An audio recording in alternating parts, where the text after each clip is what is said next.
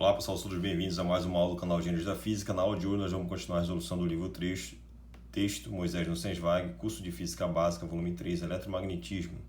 Vamos resolver a questão de número 10 do capítulo 3, que trata sobre campo elétrico. Vou ler o problema e em seguida resolvê-lo, tá? Então o problema 10 diz o seguinte, né? No modelo clássico de JJ Thomson, né, para o átomo de hidrogênio, a carga mais E do núcleo era imaginada como estando uniformemente distribuída no interior de uma esfera de raio A da ordem de 10-8 centímetros, que é o raio atômico. E o elétron era tratado como uma carga pontiforme menos Q movendo-se no interior desta distribuição. Letra A. Calcule o campo elétrico que atua sobre os elétrons num ponto a uma distância R menor que A do centro da esfera. Letra B. Mostre que o elétron poderia mover-se radialmente como um movimento harmônico simples. Letra C. Calcule a frequência de oscilação e compare com a frequência típica da luz visível, bem como os resultados do problema 3 do capítulo 2. Então vamos lá, pessoal. Como é que você pode resolver esse problema?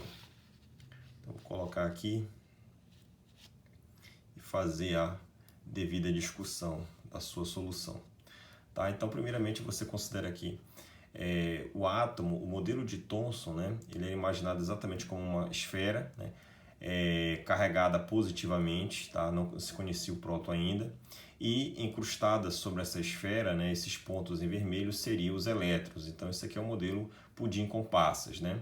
Então, para o caso do átomo de hidrogênio, você teria uma esfera com uma carga mais E positiva, né?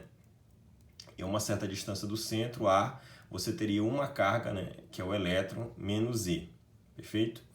E aí, lembrando que esse A é 10-8 centímetros, ou se preferir é um angstrom, né, 10-10 metros. Então, para calcular o campo elétrico, uma distância R menor que A, né, então se você escolher o R numa posição tipo essa aqui, e fazer uma superfície gaussiana, né, exatamente uma esfera. Então, se essa esfera tiver densidade de carga ρ, como é que você vai encontrar esse campo elétrico? Então, você aplica a lei de Gauss, integral fechada, E escalar ds igual a carga interna sobre ε0. E aí, se você aplicar uma esfera, você lembra que o ds é um elemento de área infinitesimal orientado para fora da superfície gaussiana, é paralelo ao campo E, o produto escalar vai dar 1, então fica módulo de E.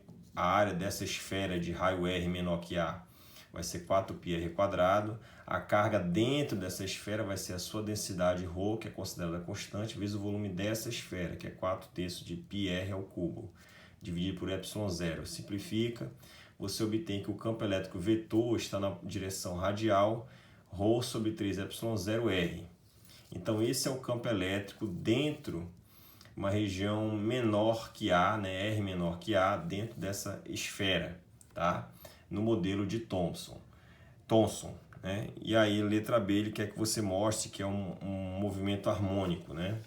Em direção ao centro. Então, primeiro você calcula a força elétrica. Então, a força elétrica é a carga teste vezes o campo elétrico. A carga teste seria a carga desse elétron, de valor menos E de carga. Então, vai ficar menos E vezes o campo que já foi encontrado na parte de cima.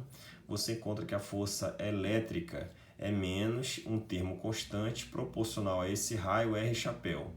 Então, perceba que essa força elétrica é negativa e ela é proporcional à deformação, ao comprimento dessa mola, né? Se você imaginar aqui uma mola ligando o centro a esse elétron.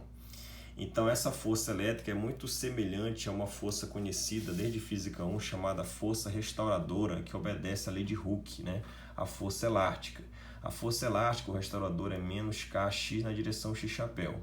Então, quando você compara esse resultado da força elástica com o resultado obtido, perceba que você tem aqui um fator constante, seria K, constante elástica, né? A constante da mola, de um problema de força restauradora, lei de Hooke, proporcional ao comprimento, R, aqui é proporcional a x, na direção menos x chapéu, aqui está na direção menos R chapéu, ou seja, a força elétrica é equivalente a uma força restauradora, né? Como eu acabei de comparar aqui. Então, esse K seria exatamente esse termo que está todo entre parênteses aqui, ρe sobre 3ε0.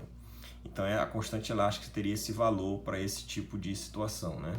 E aí, lembrando que o ômega 0 quadrado é K sobre M, né, onde esse M é a massa desse elétron aqui acoplada a uma mola virtual, né? Uma mola, como se tivesse uma mola aqui nesse sistema.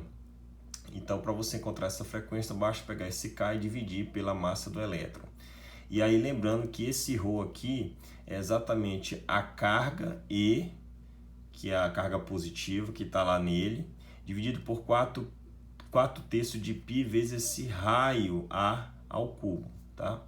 Quando você pega esse ρ, substitui aqui, e pegando esse mesmo K e fazendo a divisão com ME, e colocando o quadrado para o outro lado na forma de raiz, você encontra a frequência natural de oscilação para esse MHS, né? Seria dado por esse termo aqui. Então, esse você acaba de mostrar, né, o item B, que exatamente esse movimento ele é semelhante a uma força que obedece à lei de Hooke, ou seja, tem uma constante elástica, é um movimento harmônico simples, obedece uma solução do tipo senos e cossenos, tá? O item C é para você determinar a frequência de oscilação desse elétron aqui em torno desse centro. Então, lembra que o ômega é 2π vezes Ni e o Ni é ômega sobre 2π. Então, vou pegar esse ômega e dividir ele por 2π. Quando você faz isso, você pode tirar o 4 daqui de dentro, a raiz quadrada vai dar 2, e esse A ao cubo vai dar um A fora e sobra um A dentro da raiz. Então, esse 2 com esse 2 que vai sair dá 4π vezes A, raiz quadrada do que fica lá dentro, πε0 M E vezes A, tá? E aí, com os dados, os valores do problema, né? Carga elementar, π, A, ε0 e a massa do elétron, você pode substituir nessa expressão e encontrar uma frequência da ordem de 2,6 vezes 10 a 15 segundo a menos 1, ou se preferir, 2,6 vezes 10 a menos 15 Hz. Né? Você pode converter aqui esse resultado para terahertz. 1 terahertz é 10 a 12 Hz. Então, esse resultado vai dar 2.600 terahertz para a nossa frequência desse elétron aqui oscilando, né, nesse modelo de Thomson.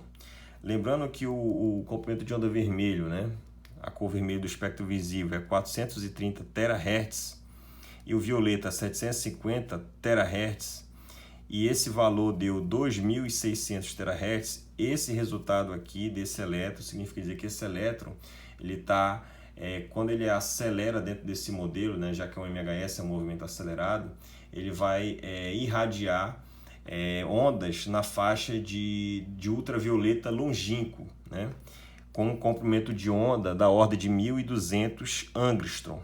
Tá? Um angstrom é 10 a menos 10 metros. Como é que você chega nesse resultado? Basta substituir aqui o lambda é C sobre Ni. C é 3 vezes 10 a oitava metros por segundo.